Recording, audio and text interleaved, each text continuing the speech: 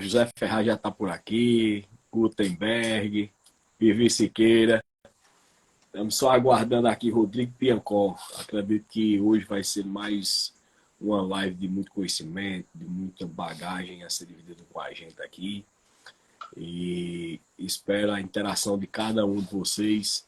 Edivânia, Lopes está por aqui também. Todo bem-vindo. Olha, a fera chegou, Rodrigo Piancó. Rodrigão, já te mandei um convite aí, vai te aceitar.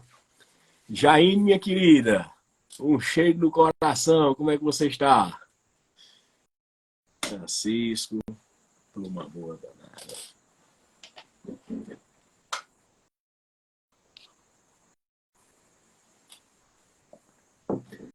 Eita, Adriano, nosso sargento, nosso capitão, nosso coronel, nosso major, Adriano Piancó. Luciano tá por aqui. Pessoal, só para eu entrar na dúvida, o som tá bom, tá tudo certo aí? Estão me ouvindo bem?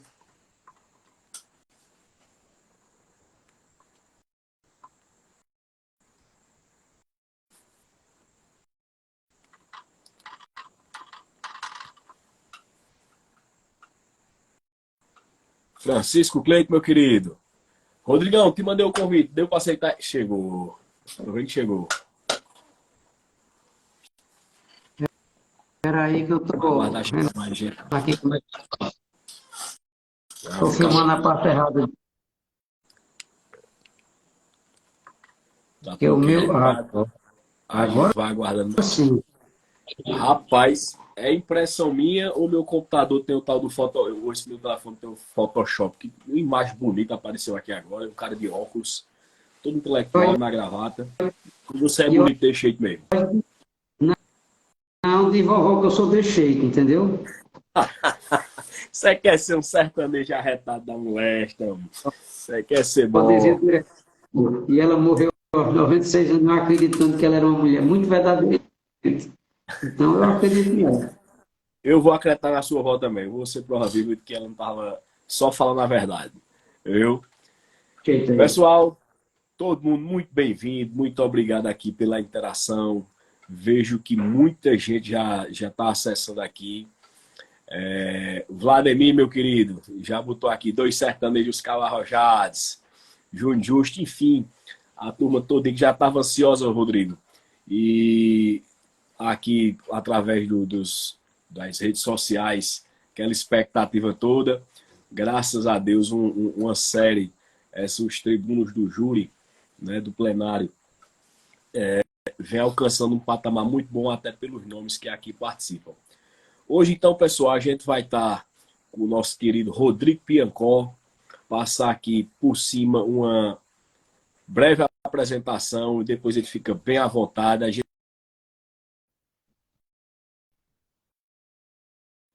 Tu ficou mudo para mim.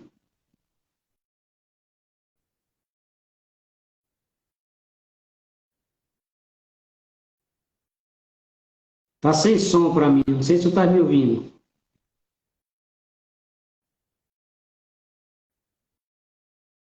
Agora voltou. Agora voltou? Maravilha, coisa boa. Eu dizia, Rodrigo, e me dirigia ao público aqui presente. Hoje nossa live será com o nosso querido Rodrigo Piancó, né? O nosso advogado, nosso amigo, o nosso poeta, o nosso conterrâneo sertanejo e que nos orgulha bastante. Filho de São José do Egito, terra da poesia, de Lorival, de Jó, né? Traz aí essa mistura dessa essência daquela cidade lendária que é São José do Egito e conseguiu ganhar o mundo, né? Desbravou aí sozinho com a garra e a coragem e se destaca hoje no nome da advocacia com outros grandes nomes, uns que por aqui já passaram, outros que por aqui ainda virão. De uma forma um pouco breve, a gente vai fazer uma apresentação de Rodrigo Piancó, um pouco do seu currículo, de sua história, e ele vai ficar bem à vontade para tratar do tema hoje, que será nessa série Os Tribunos do Plenário, O tema será do inquérito policial ao plenário do júri. Rodrigo Piancock, hoje ele é presidente da comissão do júri Anacrim. Ele também é presidente da Comissão de Direito Penal da Subseccional de São José do Egito, Pernambuco, e é esse nome garantido em quase todas as palestras aí nacionais. Eu digo quase todas, para não dizer todas, porque tem choque de datas, por isso que ele não está em todas. É só por isso. Rodrigo, seja muito bem-vindo. A noite é sua, o conhecimento adquirido vai ser o nosso, a ansiedade, a expectativa é enorme. Inclusive, logo você mandei até mensagem para você, de que estou contando as horas. E você me fez uma pequena observação, e se for possível, lá na frente eu digo qual foi. Rodrigo, muito bem-vindo, fica à vontade. A noite é tua, meu irmão. Doutor, meu irmão, meu colega advogado, um dos grandes nomes que faz com que a gente, advogado, dessa profissão tão sofrida e árdua, a gente consiga ter o prazer e a honra de dizer eu sou advogado, quando a gente consegue enxergar colegas de sua envergadura, um colega ética, competência e, sobretudo, amor ao que faz. Então, de logo, eu reitero os agradecimentos já dados pelo convite das pessoas que já passaram aqui, a exemplo de House. Eu vou logo dizer a todo mundo que, tirando eu, o resto tudo presta. Então, essa expectativa que você ou alguém ou alguns criaram, certamente será frustrada, porque você sabe das minhas limitações. Até no tamanho eu sou pequeno. Então, a gente vai tentar aqui dialogar sobre essas questões do Tribunal do Júri, do processo penal, e além do agradecimento que eu faço a você, já faço o registro aqui, que eu vi aqui Gustavo, vi Abner, vi meu irmão, vi Regina foi jurada lá no 4º Tribunal de Recife, depois a gente fez amizade, e já vi algumas pessoas por aí, Daniel entrando, então já fica aí meu boa noite, meu agradecimento para quem está vindo para cá, para numa sexta-feira à noite, vir ver com que a gente tenha a falar sobre o Tribunal do Júri, compartilhar as experiências que a gente já passou. Muito obrigado, Rodrigo. Questão de limitação sua, conheço sua limitação e posso até declarar em público. É porque você só não conseguiu advogar no céu ainda. Sua limitação é essa. Pronto, mas aí já que foi feito, aí na paz, meu irmão. Rodrigão, pra gente... Opa, eu fiquei até nervoso, tá vendo? Falar com gente importante é difícil.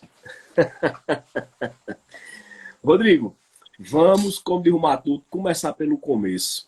Começar pelo embrião do processo penal, né? Quando eu falo isso, vamos partir ali, e você fique bem à vontade para abordar o tema do procedimento administrativo, qual seja o processo, o procedimento do inquérito policial, em sede de policial ainda. O primeiro contato do advogado, porque o advogado, por muitas vezes, acompanha o processo já em andamento, já em fase de alegação final, e às vezes até no júri, como você já pegou muitas vezes, o que até dificulta um pouco, né? Porque você não dá para desenvolver aquela sua linha de raciocínio.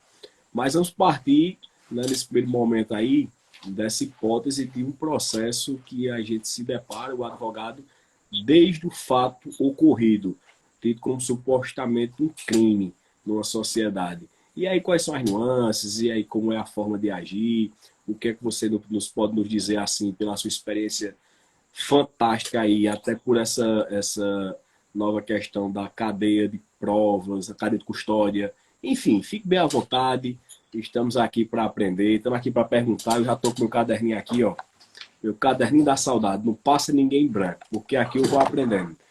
Depois eu vou vender um livro desse cara. E aí eu já sou o primeiro comprador. Quero fazer o pré-passo. Tu vai comprar tu mesmo? Não deixa de coisa.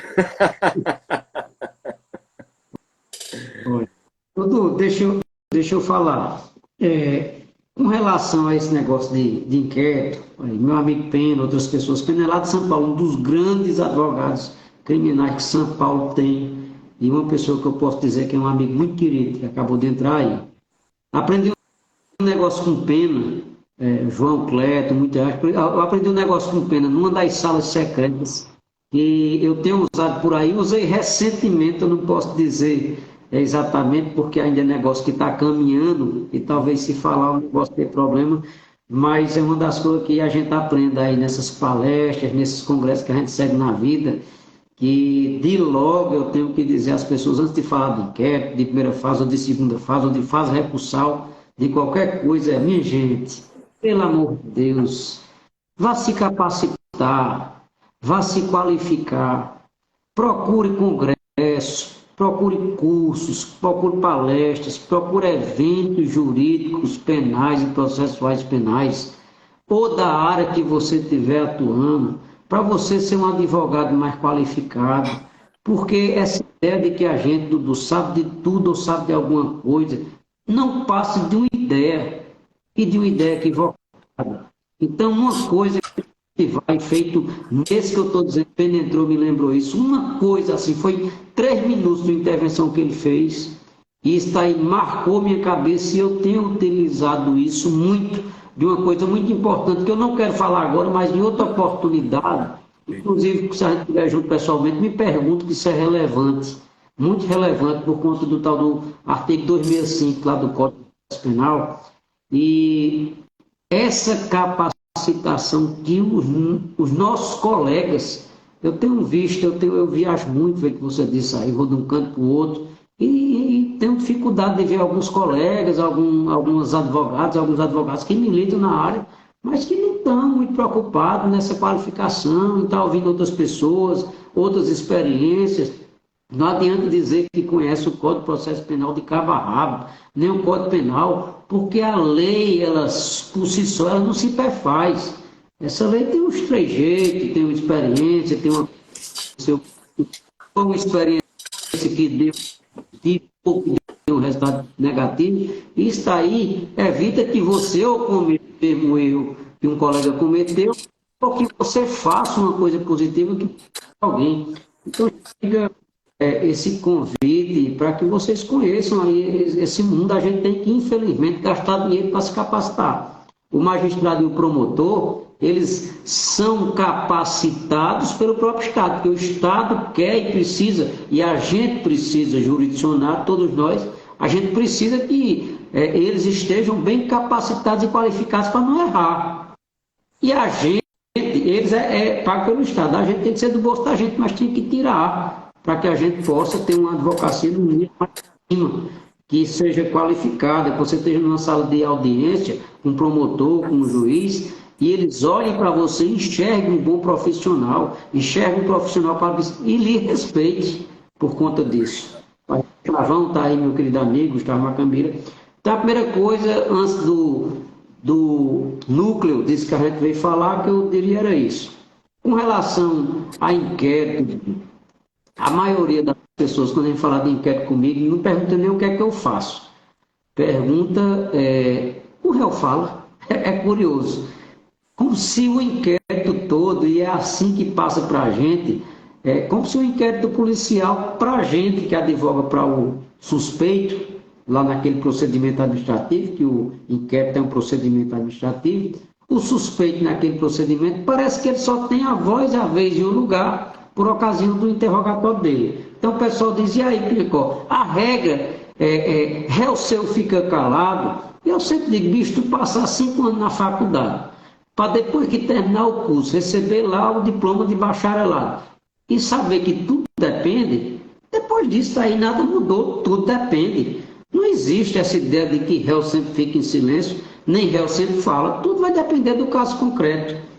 E óbvio, que em qualquer circunstância, seja no inquérito, seja na primeira fase, seja no plenário do Tribunal do Júri, o que eu costumo dizer, porque ao invés de você dizer que existe uma regra geral e a exceção a ela, eu costumo tentar voltar um pouco, eu entendo que a regra geral é essa, e que a exceção é essa, porque o que me move é a ideia de, o cara ele é processualmente inocente, ou ele é materialmente inocente? Um beijo, doutor Ivana. Você tem que fazer essa... Ele é materialmente inocente ou ele é processualmente inocente. Processualmente inocente é aquele cara que, assim como eu, como você, ou como qualquer cidadão do país, ele goza da presunção constitucional de inocência. O materialmente inocente, ele também é processualmente inocente, mas é aquele que ele é verdadeiramente inocente. Ele não cometeu o delito pelo qual ele está sendo acusado. Então, nessa circunstância, muitas das vezes você tem como chegar e já de logo fazer a comprovação de que aquela pessoa não cometeu crime nenhum. Agora, tem que ser uma pessoa materialmente inocente, porque tem álibi confirmado, tem situação de onde estava. Então, você estava no shopping center, jantou lá no Tio Arminho, você pagou com cartão de crédito naquele dia, você consegue fazer comprovações das coisas. Agora, quando você é processualmente inocente e a gente não sabe exatamente o que é que vai desenvolver ao longo daquela investigação, se vai sair herb, se vai sair alguma busca e apreensão, se vai ter alguma questão que lhe traga alguma imagem, alguma coisa. Então, você tem que pensar, eu vou falar agora, e aí você analisa essa situação, porque no procedimento específico do júri, a gente tem 3 interrogatórios, pelo menos formais. Tem um no inquérito, pode ter mais de um. Tem um na primeira fase do tribunal do júri, pode ter mais de um. E tem um no plenário do tribunal do júri. Esse daqui vai ser só um. Agora, já dizia minha avó que quem muito fala, muito erra. Então, a depender das circunstâncias, você pode estar falando a verdade, Dudu. Sendo que você fala uma vez no inquérito, falou outra vez na primeira fase, aí chega no tribunal do júri, você dá outro depoimento, e se eu simplesmente me equivoquei em dizer que essa camisa era verde, era azul, a acusação vai debitar uma simples fragilidade de memória para dizer que você é um mentiroso e querer desacreditar você. Então tem que se pensar nisso. Mas o inquérito não é só se o réu fala ou se o réu não fala. O inquérito tem muito mais do que isso. O inquérito é uma fase investigativa, administrativa, feita pelo Estado, onde você, se der a sorte de ser constituído desde lá, você já tem que pensar toda a ideia daquele procedimento, verificando se o seu acusado é materialmente inocente ou processualmente inocente, e você já tem que ter em mente o plenário do tribunal do júri. E toda a dificuldade que pelo menos eu e alguns dos colegas que fazem júri têm dito por aí, Cauê, meu querido, a gente sempre pega o plenário do tribunal do júri. Então já foi o inquérito, já foi a primeira fase, já foi tudo, e a gente pega o processo como está. Muitas vezes a gente não consegue nem ter a inauguração da segunda fase, lá no artigo 422, para que a gente possa produzir provas para ser apresentado em plenário, como testemunho, uma reprodução simulada, uma perícia, uma requisição de alguma informação pericial por conta da cadeia de custódia. Então, às vezes, a gente não pega isso. Mas quando você pegar, você tem que, eventualmente, produzir prova. Eu estive na Faculdade Maurício Nassau, antes de ontem, eu acho, dando uma palestra lá, e eu conversava com o pessoal essa ideia, Dudu, que a Constituição Federal diz que somos todos inocentes, presumidamente, até que o Estado vem e rompe essa presunção de inocência e comprova a culpabilidade, e, portanto, nós, advogados, não precisamos nos preocupar com nada. Deixa o promotor trabalhar e ele que faça a prova de que fulano é responsável por aquela imputação que ele está dando. Uma ova. Eu estou vendo dia em cima de dia, seja no tribunal do júri ou de qualquer outro tipo de procedimento criminal, as pessoas sendo condenadas porque a gente está nessa ideia tosca e antiga de que é preciso que o Estado prove e você está lavando as mãos. Na teoria, a prática é outra. Então você tem que produzir provas. Se você tem já desde o inquérito, bicho, aqui a informação é de que tu trocasse mensagem, etc e tal, tu és mandante, não sei o quê. Aconteceu isso? Não aconteceu não. Isso a gente pode entregar, fornecer. Rafaelino, meu irmão, chego, semana que vem estou aí com você. Rafael. Aconteceu isso. Eu posso pedir prova? Eu posso. Foi feita uma busca e apreensão, se encontrou uma arma. Bicho, eu posso pedir um exame papiloscópico dessa tua arma? Se eu pedir, vai dar merda ou vai ser bom para tu? Não, vai dar bom, peça.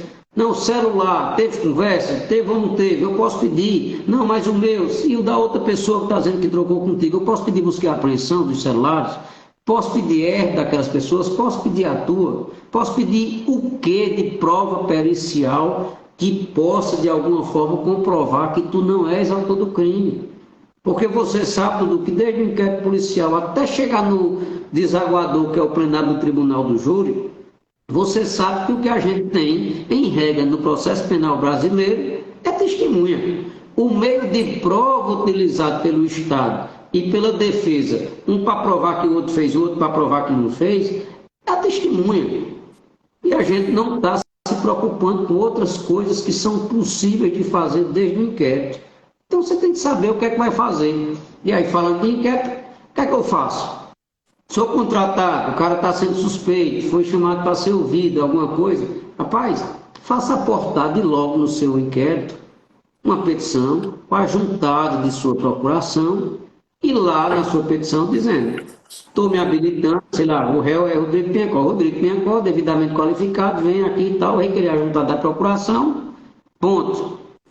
Requer ainda que seja intimado para todos os atos investigativos, como prova de testemunha, etc., etc., o depoimento da testemunha, sob pena de nulidade do procedimento, conforme o artigo 7º, inciso 21 da Lei 8906 de 94, que é uma lei federal, que é o Estatuto da OAB.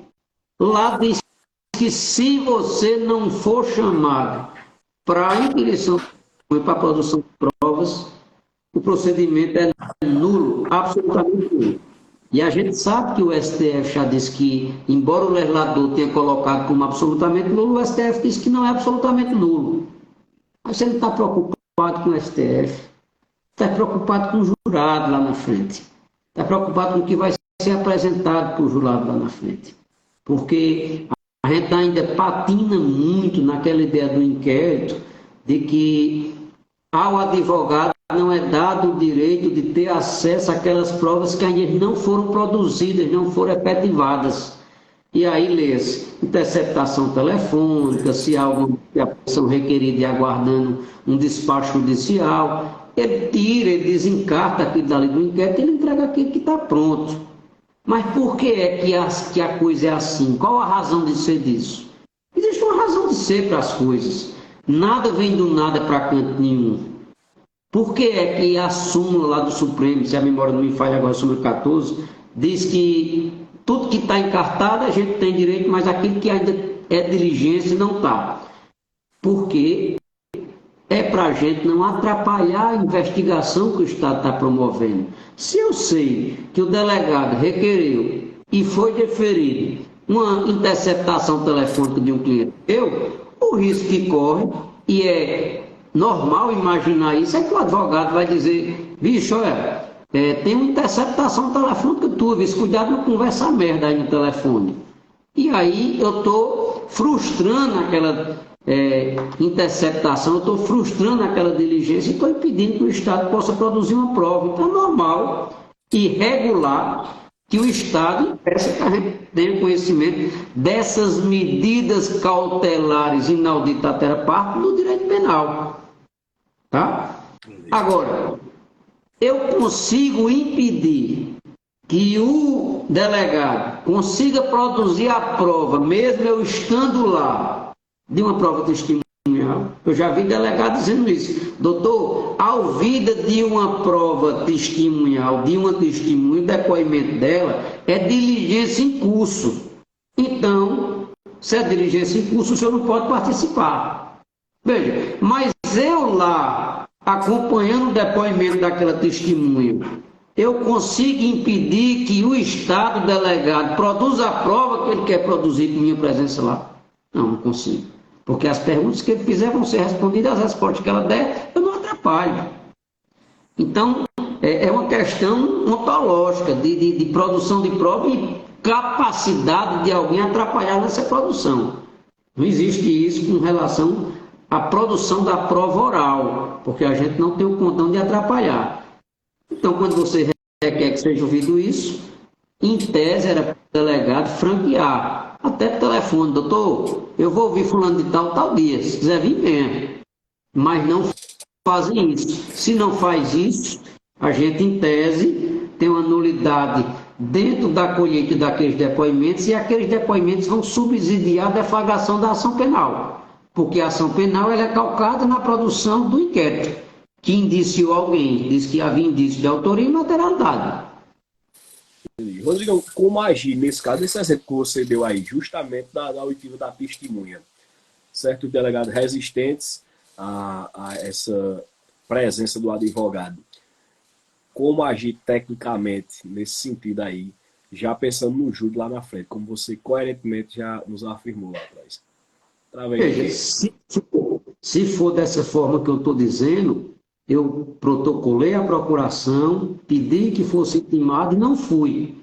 Você vai discutir isso depois na RA.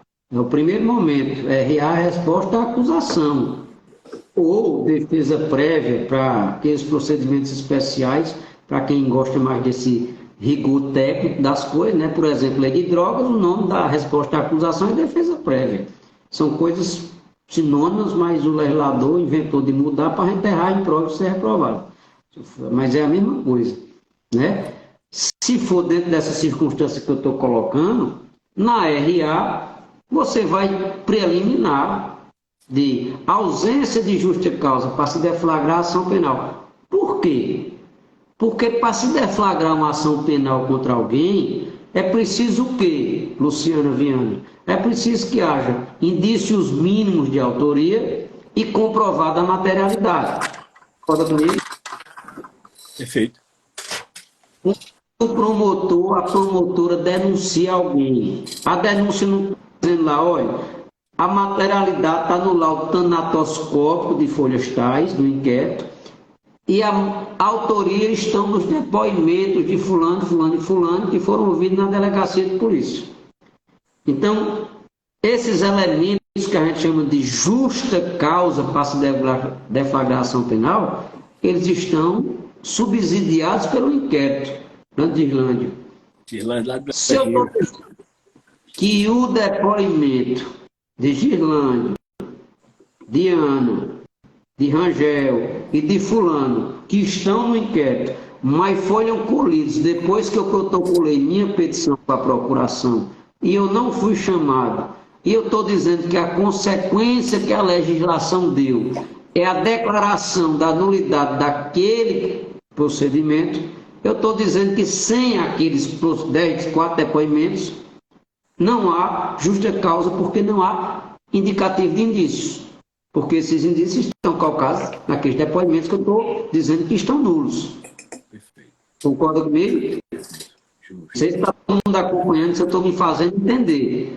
Eu tenho um exemplo, um inquérito com 5 testemunhas. Essas 5 testemunhas dizem que ouviram que foi meu cliente, ou ouviram falar que foi meu cliente. Tenho 5 pessoas.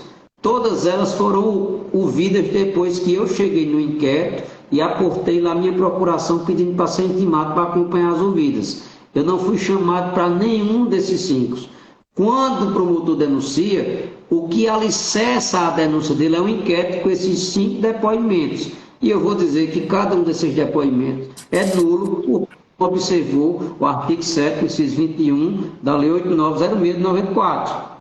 E aí é uma hipótese de nulidade, e, portanto, se for reconhecida a nulidade desses depoimentos, significa que não há indícios mínimos de autoria que justifiquem a deflagração da ação penal. Portanto, a ausência de justa causa para a deflagração da ação penal. Deu para entender a ideia? Já gerar a inépcia da denúncia aí, já... Aí não seria a inépcia da denúncia em si. A inépcia da denúncia seria outra causa de encerramento prematuro da ação penal. A inépcia da denúncia a gente tem lá para o artigo 41 do Código de Processo Penal, que diz que a denúncia tem que fazer a exposição do fato criminoso com todas as suas circunstâncias. E geralmente não faz, a gente sabe que não faz. Mas não é a exposição do fato criminoso, porque eu posso ter uma denúncia apta, ou seja, contrário de inepta, eu posso ter uma denúncia apta, que ela exponha detalhado e circunstanciadamente o fato criminoso, dizendo que fulano, a tal hora, do dia tal, na rua tal, com uma embonecante, disparou contra fulano de tal, com a intenção de matar, por conta de uma briga que houve no bar, e portanto o motivo é fútil, que fulano estava em casa dormindo, e a pessoa chegou lá de inopino, circunstância que imposto da defesa da vítima. Então eu estou circunstanciando aquele fato criminoso. E aí a denúncia ela não é inepta, porque ela está atendendo os requisitos do artigo 41. Agora, o que ela está descrevendo lá da denúncia é o que as testemunhas disseram no inquérito. Tu entendeu? Fabiano Lopes, acabou de entrar aqui. Cheiro bem grande, Fabiano, meu querido. Doutor Ivana, doutor Pena, doutor Rafael Rangel, tá uma turma boa danada. Até lindo uma sexta-feira para limpar lá, é um negócio para dar trabalho. Viu? Ei, Fabiano Lopes é extraordinário. Ele aqui fez alguns comentários da sua pessoa. Além da grandiosidade, da humildade dele, Fabiano é fora do comum. Ivana também, que maravilha. Vamos lá, Raquel. Então, eu não sei se você entende.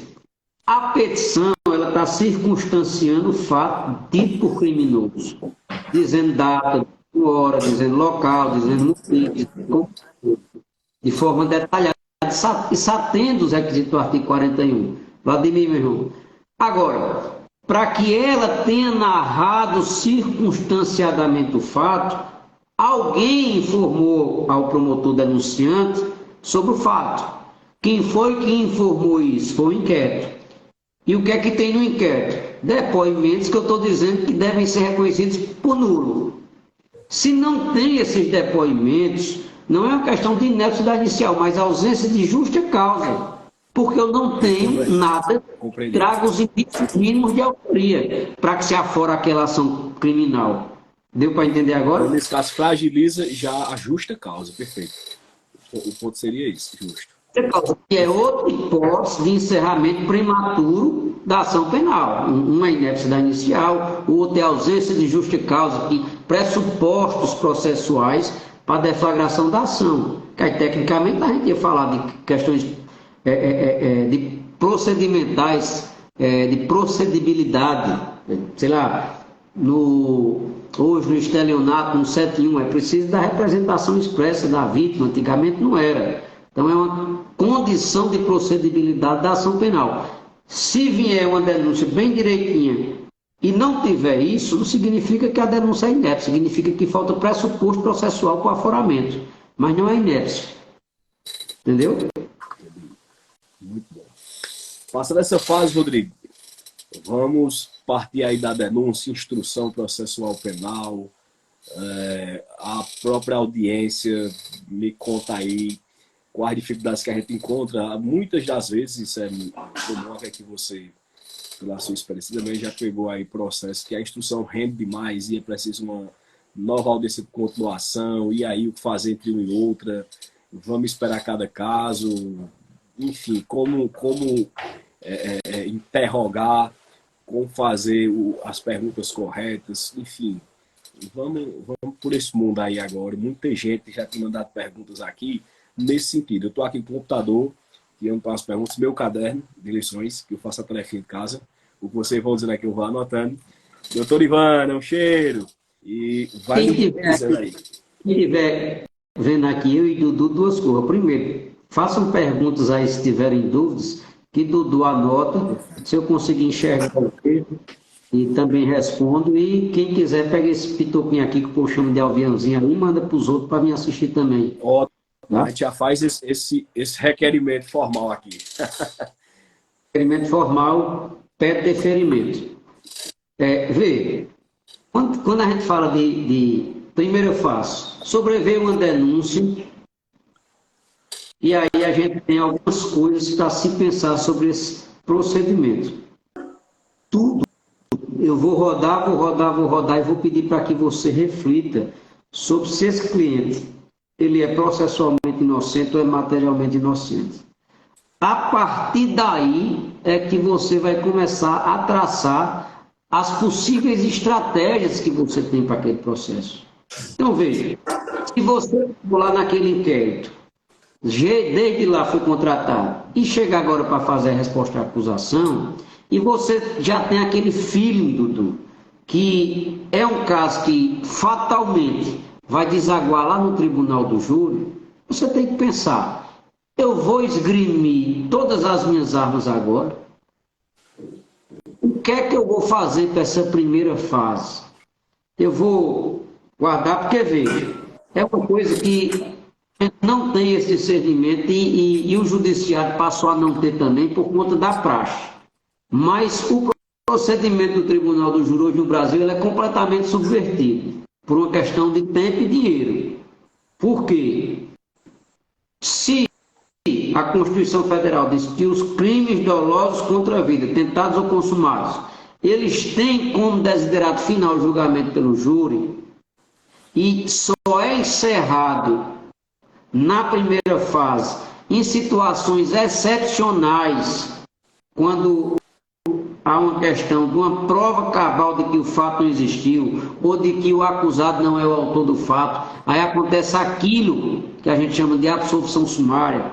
Não é uma absolvição, minha gente, não é uma absolvição, é uma absolvição sumária. E por que que o legislador adjetivou essa absolvição? Para dizer que é sumária, que é precoce, que é fora de tempo.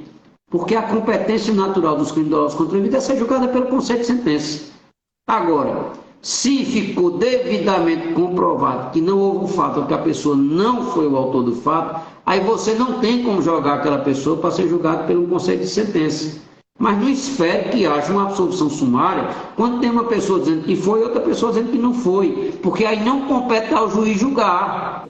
O juiz de direito ele tem que pronunciar sobre uma situação dessa, porque não está no hipótese de dizer que não foi o cara. Existe uma dúvida, existe uma questão que deve ser dirimida pelo conceito de sentença. Então assim o é. Por que o legislador inverteu isso e hoje a praxe ainda faz isso? Porque a gente está acostumado, cada um está aqui dentro dessa live, em sua esmagadora maioria que assiste júri, sabe que os júris hoje começam 9 horas da manhã, quando dá 4 horas da tarde, está todo mundo em casa, condenado ou absolvido. Porque a gente não tem a cultura, Dudu, nenhum de nós tem a cultura de fazer a produção de prova em plenário. O que acontece é que aquelas pessoas que foram ouvidas na primeira fase do procedimento, elas são reproduzidas lá no plenário do Tribunal do Júri por meio de uma televisãozinha. Tá? E aí, veja como é subvertida. A competência do julgamento de um crime doloso contra a vida é do Tribunal do Júri, é de 7 jurados. Mas, e a do juiz de direito é simplesmente dizer, olha, eu ouvi aqui as pessoas, ouvi a prova que foi produzida na primeira fase, ouvi as testemunhas, vi o laudo pericial, identifique que tem materialidade porque o laudo tanatoscópico, a pessoa morreu, ou traumatológico, porque a pessoa foi lesionada. Então eu tenho materialidade, há indícios de que fulano de tal possa ter sido o autor do crime, eu vou pronunciar. E aí, para esse momento, simplesmente de uma admissão da acusação, que a decisão de pronúncia é simplesmente uma decisão de admissão da acusação, e não que fulano é inocente ou que é culpado, a gente tem 8 testemunhos do Ministério Público por fato e 8 testemunhos da defesa por fato. Só por juiz dizer que a acusação ela é admissível, e aí pronuncia. Quando encerra a decisão de pronúncia que transita em julgado, aí se inaugura a segunda fase com a intimação das partes, Ministério Público e Defesa, para que elas indiquem lá na fase do artigo 422 quais são as testemunhas que pretendem ouvir e as provas e diligências que quer fazer para o plenário do júri. Aí só nos dá 5 testemunhas do fato. Ou seja, quando é para o juiz julgar para dizer se condena ou absolve, diminui a quantidade de testemunha. Quando é simplesmente para dizer se a acusação é admissível ou não é admissível, eu tenho 8. Então veja que o negócio está errado desde aí. E pior ainda, quando nós advogados e o próprio Ministério Público, quando chega na fase do 422, não requer a produção de prova nenhuma para plenário. Porque requerer prova para plenário significa que o júri dura 1, 2, 3 dias. E é um desconforto, principalmente para os jurados, ficarem incomunicáveis, ter que ir para hotel, não poder ter telefone, não poder se comunicar com o familiar. Aí o Estado quer evitar isso. Mas em detrimento de quê e de quem? Isso aí. Réu. Do réu. Só quem se lasca é o réu. Então é preciso que a gente tenha em mente esse feeling. Esse processo, eu acho que ele vai desaguar. Tem disso, me disse de um lado, tem disso, me disse do outro. Ele vai para o júri, minha gente. Então você tem que saber a prova que eu vou produzir aqui nessa primeira fase. É uma prova que eu vou conseguir fazer com que essa acusação ela seja inadmitida, é dizer, o réu vai ser impronunciado, ou essa prova que eu vou produzir aqui não leva a isso. Então, você vai tentar produzir uma prova de que as circunstâncias não foram aquelas, de que seu cliente não estava lá, óbvio, mas você não pode esgalçar toda a produção da prova naquele momento, óbvio. Cada processo é um processo e você tem que analisar as particularidades de cada um. Mas dentro dessa primeira fase, você tem que verificar questões. E essa perícia? Teve uma perícia balística, deu match, dizem, segundo os peritos oficiais, que a bala que acertou a pessoa e que foi encontrada lá no corpo dela, e foi encontrada uma arma, essa bala saiu dessa arma. Esse tipo de perícia é feito uma digital que a gente deixa no copo, ou há falhas nisso, ou é igual ao DNA. Então, tem que ser avaliado para que você possa produzir sua prova. E eu tenho dito isso muito, mas meu mestre Flávio Santana acabou de entrar. Santana, irmão. Dito isso muito, que a gente está nesse processo penal desde 1941 até hoje. Uma parte pegou os advogados mais antigos, da década de 80, de 90, onde a resposta à acusação ainda é aquela que diz que o cabo é inocente conforme restará aprovado no curso da instrução e não usa a resposta à acusação para nada, a não ser para rolar testemunhas. Então, a gente tem visto muito isso, porque não se produz prova de nada contra nada, e a gente tem que acabar com essa ideia de que o Ministério Público arrola 5 testemunhas, a defesa arrola 5 testemunhas, e eu acho, na minha leiga e imatura compreensão, de que alguém vai acreditar nas testemunhas que o advogado arrola no processo. Então, Dudu, uma coisa que eu aprendi na vida, no longo desses meus 15 anos de atividade, é a seguinte: no processo penal, ou você ganha o processo sabendo inquirir as testemunhas de acusação e delas consegue extrair alguma coisa que seja favorável para seu cliente, ou você perde, porque a sua testemunha, principalmente quando é julgado pelo juiz de direito, pelo juiz togado, é desacreditada, porque se diz que você orientou, que você instruiu, que você disse qual era as respostas para dar, entendeu? Mas as de acusação, elas são todas acreditadas, não importa a situação delas. Eu já vi gente que senta no banco dos réus enquanto o réu, quando ele botar a bundinha lá, aí nada que ele fala é verdadeiro. 3 dias depois, ele está no outro processo, mas figurando como testemunha de acusação, porque ele disse que fulano viu o crime. Aí o promotor acredita nele porque ele é testemunha da acusação. Então são coisas absolutamente curiosas, mas que acontecem. Então tem essas coisas, assim, idiosincrasias, que a gente tem que tentar mudar a concepção para saber que a principal coisa que tem que se fazer, embora você tenha que trabalhar nos 2 procedimentos, nas 2 fases especificamente ditas, mas que você tem que começar a pensar no que é que você está produzindo para ser o plenário. Porque tudo que se faz no inquérito, tudo que se faz na primeira fase, sempre é você pensando o que é que eu estou fazendo para apresentar para o júri. Entendeu? Então, aproveitar e dar um cheque para Tassiana Batista, minha querida Tassiana, como é que está você, meu amor? Edinalva está aqui, Ricardo, Félix. Rodrigo, chegando ao ao ponto final lá, que é onde deságua tudo, onde desemboca todo o processo, o cume da coisa, o tribunal do júri. Me diga uma coisa, primeiro, só a título de situar todos nós, assim, você com a sua experiência aí há 15 anos, né, nessa lida jurídica criminal, houve algum tipo de mudança, assim, o que você nota durante sua carreira? Se houve algum tipo de mudança, seja na dinâmica, seja na forma de defender, na forma de escolher jurados, enfim, como é o tribunal hoje, se houve mudança de antes e como se preparar para um tribunal do júri.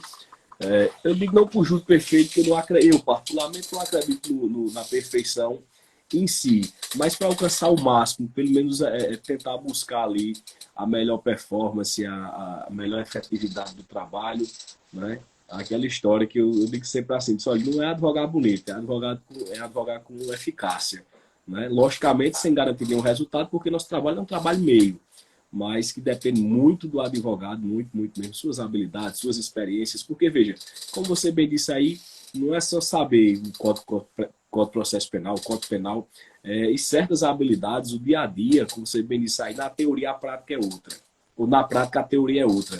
Então, certas coisas, logicamente, você aprendeu indo lá, metendo na cara, como se diz, o bom sertanejo, né? E cada um vai colhendo suas experiências e vai tirando lições ali. Mas de uma forma que a gente pudesse, assim, são regras universais que devem ser obedecidas para atuar no plenário do júri, enquanto orador de defesa. Bicho, eu tenho duas respostas. A primeira resposta é que se eu soubesse disso, eu estava fazendo. Mas aí eu não sei, não faço. Eu também vou para curso, vou para a escola, converso com os colegas para tentar aprimorar e aprender. Falo com o Flávio, você me ensina. A gente não é um conhecimento que saiu de dentro para fora. A gente é um conhecimento que vai entrando de fora para dentro. Eu busco uma coisa de um, busco uma coisa de outro, busco uma coisa de outro.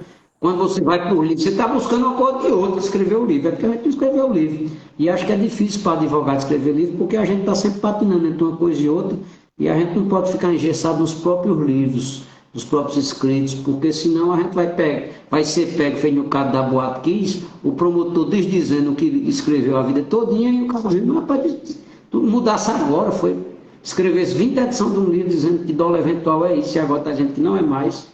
E aí foi rasgado lá o livro e tal. Então, a gente é um punhado de tudo. O que é que eu penso? E aí eu digo direto, o que eu penso não significa que é o certo, significa que é o que eu penso. Aí eu passo para a pessoa reflete com os conhecimentos que ela já tem e diz se ali é bom, se é ruim, se é bom e pode melhorar com os conhecimentos que ela tem, aprimora e por aí vai. Mas veja, algumas coisas é o primeiro. Para o tribunal do júri, você não adianta ter simplesmente uma carga teórica e dogmática bem conformada, que isso não é suficiente. Porque o tribunal do júri vai exigir uma outra pegada. É preciso que se entenda de gente. É preciso que tenha sensibilidade para entender as pessoas, para olhar no olho de uma pessoa e saber se aquela pessoa está compreendendo o que tu está dizendo, se ela está concordando, se ela sequer, quando tu chega lá procurada, aí só jurado aí, baixa a cabeça assim, não fita teus olhos, porque ele não vai votar contigo, e aquilo constrange ele psicologicamente, inconscientemente. Então tem pessoas, feito eu estava conversando com o Flávio Santana essa semana, que já vem com esse chip, que consegue ter essa sensibilidade e uma forma de colocar para os jurados, porque são pessoas leigas, ali tem um gari, ali tem um mecânico, ali tem um servidor público, tem uma pessoa de menos escolaridade, que você não adianta vir com juridiquês, vir com erudição, que essa pessoa não vai entender o recado. Você tem que pegar a coisa difícil que é o direito, que é a linguagem jurídica, e transformar numa coisa que qualquer uma pessoa vai entender. E se não entender, o responsável não é a pessoa, é você. Quem é responsável pela sua comunicação é você. Se as pessoas que estão aqui não estiverem entendendo o que eu estou dizendo, embora a maioria seguramente seja do ramo do direito, mas eu tenho certeza que quando eu falo, o pessoal diz, deixa eu entender aquele negócio lá que tu falasse. Porque você tem que falar com uma linguagem simples para que qualquer pessoa possa me entender. Porque dos 7 jurados, qualquer pessoa, em regra, não vai ter formado em direito, em regra. Pode ter até algum bacharel, mas na maioria das vezes é uma pessoa que não tem a linguagem jurídica. Então você tem que transformar. Flávio chega com o método Kawasaki, que nominou de Kawasaki, mas é uma transformação da linguagem jurídica numa linguagem matemática para você pegar lá de 10 pessoas que foram ouvidas, de 10 evidências que aconteceram, quantas dizem que ouviram falar que foi o cara, quantas dizem que não viram, quantas dizem que ouviram e que não viram, e você pegar aquilo dali e transformar. E tem 90% de chance de você errar, se condenar, 10%. E tem uma pessoa que tem um raciocínio mais cartesiano, mais matemático, e vai dizer, rapaz, esse cara está certo. Então, faz sentido, e é uma das coisas que você tem que saber para falar para o júri. O júri ele quer saber se ele pode acreditar em você, se tem prova do que você está dizendo, e acima de tudo, faz sentido. É o que eu digo para o jurado, a verdade das coisas nunca vai chegar aqui. Agora, o que chega aqui e do que chega aqui, Vossa Excelência, e vou para cada um fazer Vossa Excelência, parece que é verdade, parece que não é verdade, Vossa Excelência tem que analisar isso. Parece que é verdade o que aconteceu. Então, veja, Flávio estava falando do júri que a gente fez segunda-feira, agora passado, lá em Jaboatão dos Guararapes. 3 réus, 4 vítimas vivas. Um réu-alvo e 3 vítimas por erro de execução. Atirou numa pessoa, querendo matar ela, mas tinha muitas pessoas e acertou outras pessoas também. Quando foi para o júri, eu tinha preparado uma ideia para poder, e aí é uma das coisas que eu anotei, olha, eu também fiz minha filha, vê se não é só tu não. Então, uma das coisas que eu lembrei, foi uma das coisas que eu falei com o Flávio, e Flávio disse, bicho, tu matasse o júri com esse negócio. No começo, a vítima dizia que foi, que quem atirou, disse que conhecia a pessoa, e que quem atirou nela foi o cliente de Flávio, foi o cliente do outro colega advogado que estava lá. E retirou o meu, graças a Deus, da jogada. Mas a gente vai preparado para o pior cenário, de que o promotor vai pedir a condenação e etc, etc. Quando foi no meio do caminho, eu preparei um negócio, e aí o importante da tese, que eu quero dizer agora, quando você diz, o que é que você reputa importante? Resolva, ou deixe, digamos assim, resolvível o caso penal. É isso, Pico. Bicho, a coisa mais confortável que existe para um jurado é ele dizer, eu estou absolvendo esse cara porque tudo indica que quem matou foi outra pessoa. Não outra pessoa qualquer, mas outra pessoa com nome e sobrenome. Então, veja, de onde é que a pessoa extrai isso. Quando eu peguei o processo, um processo longo, quase 900 páginas, e aí o enredo, não da denúncia, a denúncia dizia que o crime aconteceu por conta de rixa entre grupos rivais. Mas todos os depoimentos colhidos no inquérito, as testemunhas diziam, foram 2 pessoas e eu ouvi falar que foi por conta de mulher. Outro testemunho, foi 2 pessoas, ouvi falar que foi por conta de mulher. E vi um cara moreno, alto, de mais ou menos 1,90 m, que foi um dos atiradores. Todo mundo, era o mesmo enredo, eu acho que tinha uns 8 depoimentos desse jeito. Era um homem negro, alto, 1,90 m, por conta de mulher. Então, a motivação do crime descrito na denúncia já não batia, que dizia que era rixa entre gangues rivais. As testemunhas ouvidas no inquérito diziam que era questão de mulher.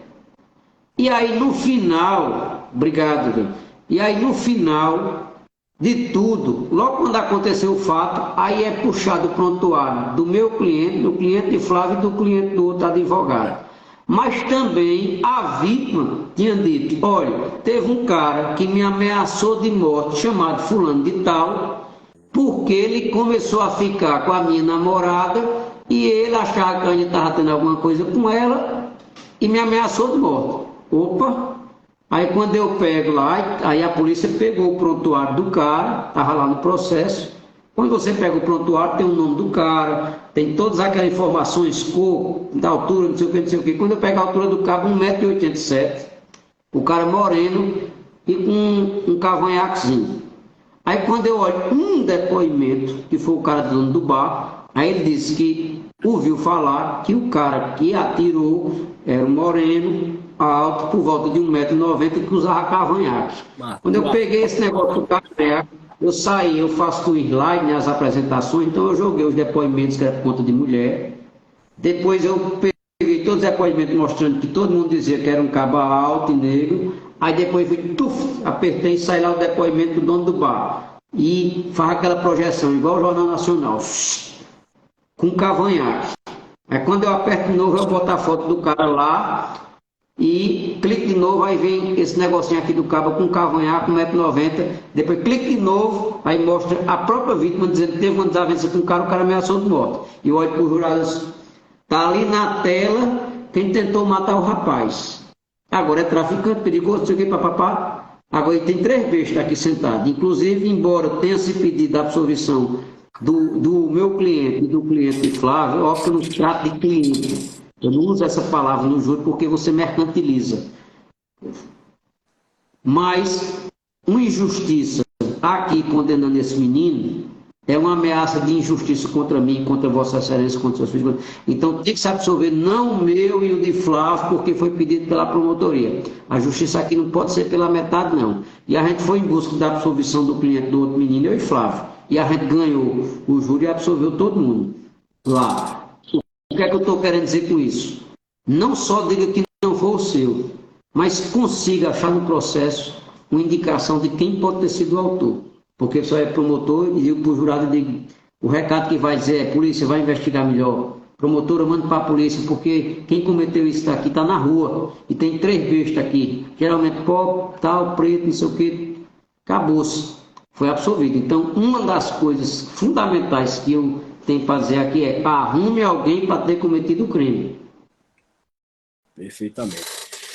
Pior é extraordinário. Eu vendo aqui os comentários, ó, Paulo Melo também está aqui, parece que eu assisti o júri, pelo que eu vi aqui, Luciana, doutor João Cleto, um cheiro bem grande. Tem uma fãzinha tua aqui, viu?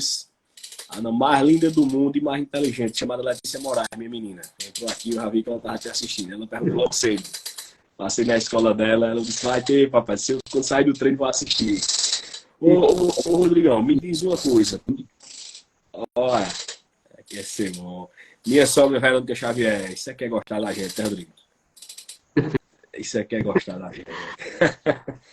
Rodrigo, justamente, eu acredito muito, eu particularmente, né, como você bem sabe, aí eu vou dizer por mim, as poucas vezes que eu advogo do júri aqui pelo sertão, né? E existe uma diferença muito grande, né, do tribunal do júri aqui no sertão, aqui pelas cidades menores, cidades pequenas, para a capital. Né? Cada um tem sua forma, sua natureza ali. E eu vejo que a advocacia completa, né? Até porque faço até questão de dizer em público aqui, quando a gente falou sobre essa questão do conhecimento de fora para dentro, e eu tive um grande ensinamento, acredito que você lembra, se não lembrar eu vou rememorar você, no projeto que eu tive em Recife, onde eu cometi umas falhas lá e fiquei muito grato a você e a doutor Flávio Santana. Me chamaram no canto. Na verdade, foi eu que chamei vocês. Né? Vocês foram tão humildes, o cara até assim. Eu digo, vamos aí. Aí todo mundo errou nisso. Vamos tentar. Tanto que na tréplica foi onde a gente tentou corrigir a lei. E eu acredito que na imaturidade, no calor da emoção, acabei me deixando levar na costa do promotor. Lembra dessa história? Você e Flávio vieram com as dicas. Mas me diga uma coisa. Eu vejo que o júri completo, ou pelo menos o mais preenchido, é aquele que basicamente, lógico, né, deve ser embasado no que você acabou de fazer. Ganhou o júri aí, Flávio, isso numa folha, 300 folhas, 400 folhas, de nada. Numa folha, o Rodrigo foi lá e acabou o processo. Então, assim, eu acho que foi Luciana que disse, um olhar muito minucioso, uma defesa técnica perfeita. Concordo com Luciana, justamente porque a base técnica, eu acho que dá para acabar um processo. Você é prova disso, nesse processo aí com o Flávio Santana. Também. A vaidade também acaba. O rapaz estava com uma vaidade tão grande que ele, na hora que ele foi fazer a oração dele, para defender o cliente dele, ele quis se filmar. Então, assim, é mais importante ele estar se filmando do que qualquer coisa que possa acontecer em razão dessa filmagem. E no final, na votação, um dos jurados chamou o juiz, disse, eu queria fazer uma pergunta, faça por escrito, ele fez a pergunta, querendo saber sobre a filmagem, o que estava acontecendo, por que estava sendo filmado, se ela tinha saído na imagem, tá, olha, o Flávio dizendo, foi foda. Ou seja, isso é um voto que o cara perde somente por conta da vaidade de querer aparecer. Porque quando você começa um júri já se filmando, parece que você está dizendo, eu sou o cara, e eu tenho que me filmar para as pessoas verem que eu sou o cara, porque eu sou o cara. Então você já começa passando uma ideia de que você é arrogante e prepotente. Entendeu? Então, uma dica para quem for gosta desse negócio de estar se filmando, seja até por uma questão, eu acredito até que você possa ter essa ideia de se filmar, para quem é professor ou algo do tipo, quer mostrar no curso alguma coisa, mas seu curso, você, sua academia, está em nada disso vai estar acima do melhor interesse do cliente que lhe confiou a sorte ou o azar dele. Então você tem que saber, bicho, tu vai filmar, bota uma porra de uma câmera lá atrás de todo mundo, tem que pegar jurado, tem que. Tu entende assim, nenhum jurado quer ser filmado, porra. O cara não quer, ele já está ali a contragosto, ele não quer ser filmado para estar registrado aquele negócio desse, não. Então é preciso que se observe isso, as pessoas têm que analisar o que fazer, mas também o que não fazer. Então, esse negócio está se filmando. Eu já acho, começou um júri, um abraço. Começou um júri, antes de começar o júri, eu já vi o pessoal se fotografando, junto à bancada assim de defesa. Antes de começar o júri, já tem uns 25 jurados lá, já está aquele horror de gente tirando foto. Bicho, eu fico assim naquela ideia, rapaz, esse povo pensa que já ganhou o júri, já está todo mundo rindo, comemorando e tal, não sei o quê. Eu, Rodrigo Piancó, é uma opinião minha. Significa que a pessoa siga ela. É feito eu disse, você escuta, concorda, discorda e aprimora. Mas o lugar dali, antes de terminar o júri, não é o lugar que você está se fotografando, não é o lugar que você está com risadinha, com piada, com não sei o quê. Quer tirar foto, eu garanto que o plenário do Tribunal do Júri vai ficar lá, que aquilo é um prédio. Quando terminar o júri, você vai tirar as fotos que você quiser tirar. Agora, antes, a partir do momento que você entra no plenário, já tem uns 25 jurados lá. Na hora que você entra, ele já vai olhar se tu estás arrumado, ele já vai olhar se tu estás com piada, ele já começa a te julgar antes de teu cliente entrar no plenário, porque é todo mundo julgado ali. É seu comportamento, é sua atitude, é sua conduta que, junto com o resto, passa credibilidade ou não passa credibilidade, e a gente é julgado junto com o cara.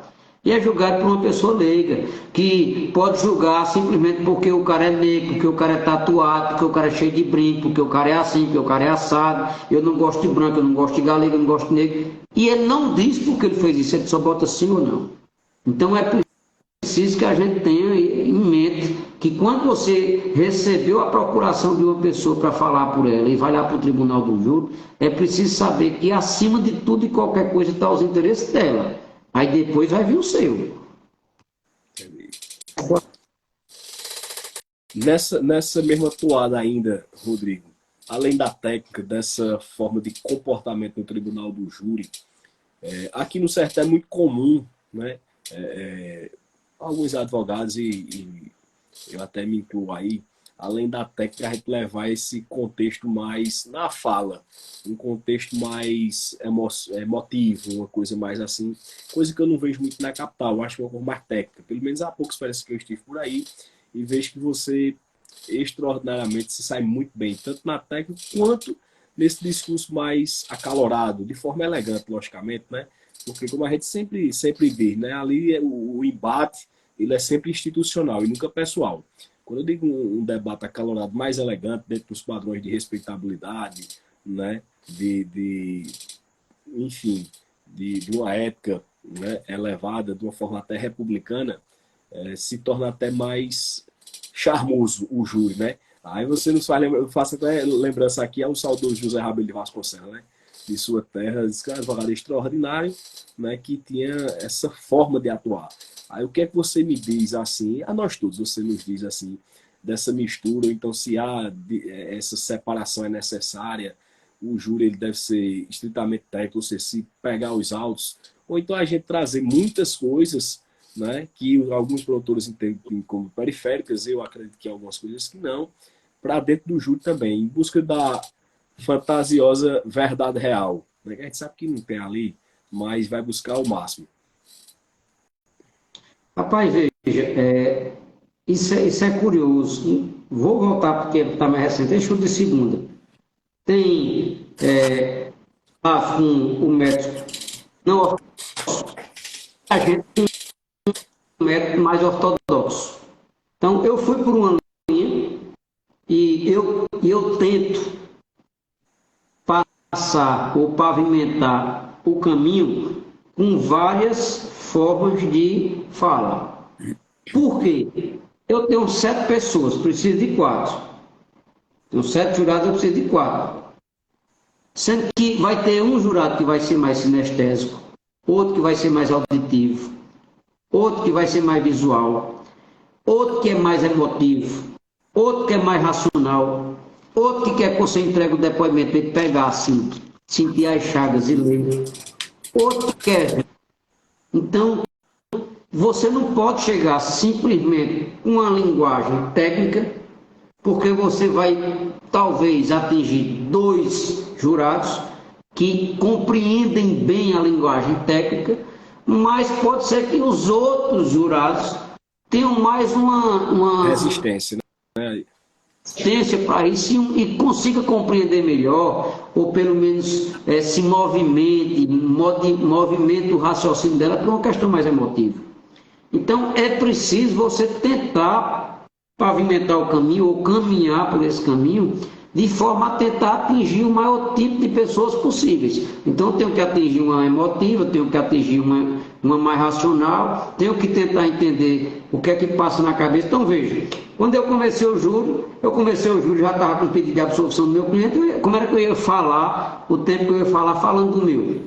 Eu ia falar um monte de tempo do meu para ver se ele era condenado, porque eu já vi isso. O promotor pediu absolvição, o advogado falou tanto que saiu condenado. Isso é uma coisa louca, mas já aconteceu. Inclusive já aconteceu 2 vezes com a mesma defensora pública. Então, veja que tem algo de errado aconteceu aí. Mas eu já comecei com um processo, mostrou, olha, está aqui, vamos saber quem é Anderson. Peguei o processo. Olha, Anderson é o pai de Pedro Miguel. Anderson é o pai de Letícia. Anderson é o pai, a outra menina que eu não lembro o nome não.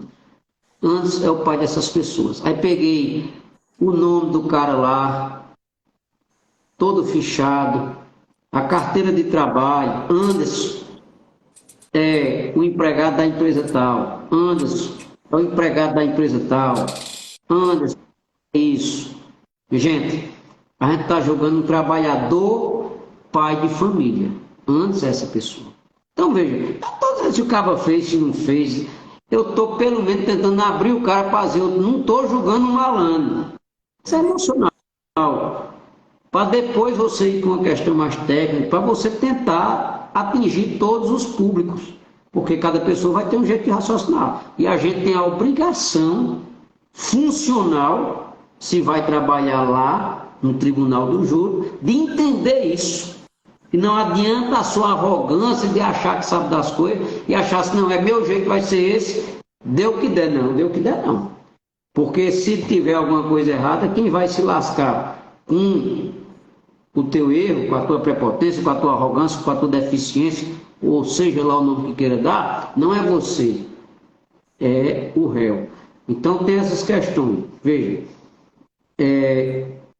quando eu falo de, aí você falou técnico, sei o que e tal, perícia. Faça o seu argumento poético, feito que você faz, acaba olhar assim, sabe, esse porra ganhou um jurado 2 aí com essa poesia. E acontece, você sabe que acontece. Uma poesia ganhou um jurado, um laudo técnico que você juntou ganhou outro. Um argumento mais racionalizado ganhou outro. E depois alguma frase de efeito, alguma coisa que você mostrar ganhou outro. Ganhou 4 jurados, é o que você precisa. Então você tem que tentar alcançar as pessoas. Deixa eu te mostrar hoje, eu estou dizendo hoje. Então eu já sabia que eu fui fazer a sustentação oral, mas eu fiz um juro aqui de um menino que foi acusado de ter golpeado a ex-mulher e a amiga dela num bar por aqui, com a faca e tal. E quando eu peguei o processo, já para fazer o júri, eu verifiquei que lá nos laudos traumatológicos falava de lesão pérfuro-contusa. Eu digo, até que porra de faca é essa que tem uma lesão pérfuro-contusa?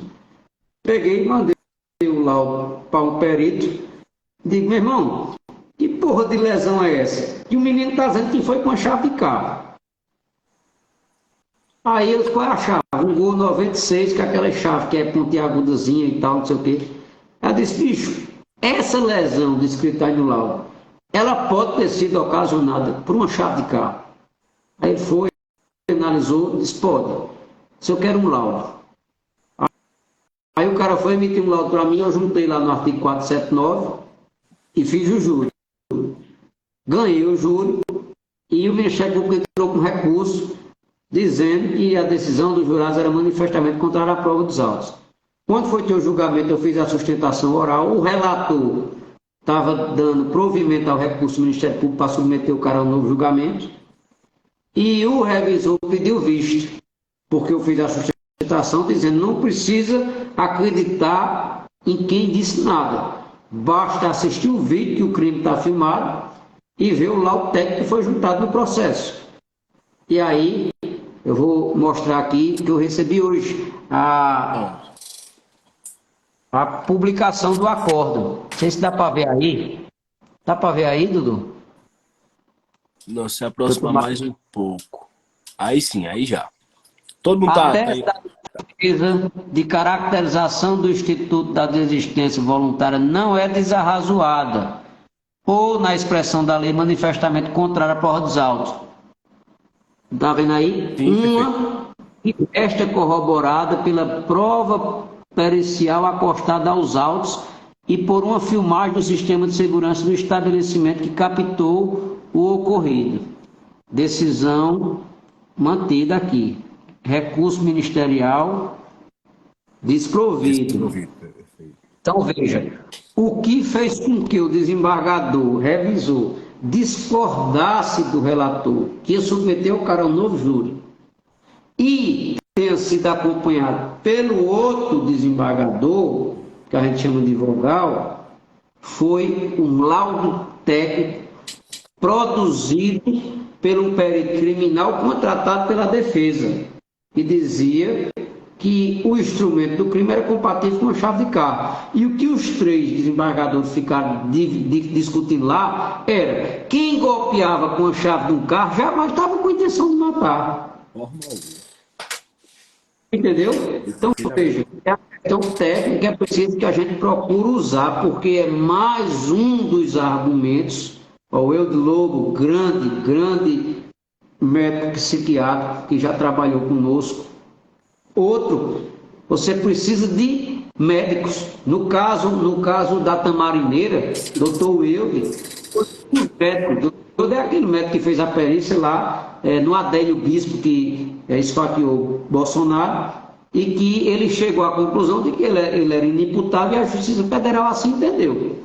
Foi com base nele. Ele também funcionou agora no caso da Tamarineira para falar sobre as questões psiquiátricas do acusado, e aquele julgamento ali foi 4-3.